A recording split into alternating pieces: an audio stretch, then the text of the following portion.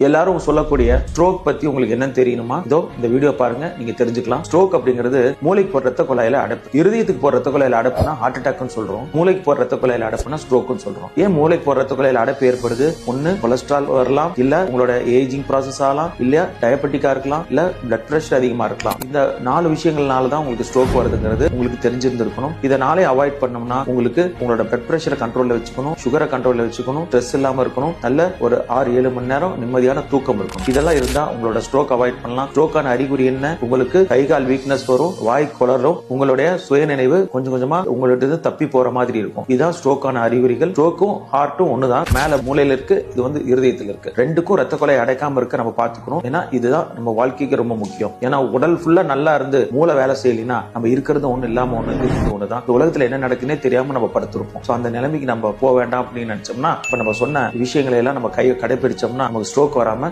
நம்ம தடுத்துடலாம். நன்றி.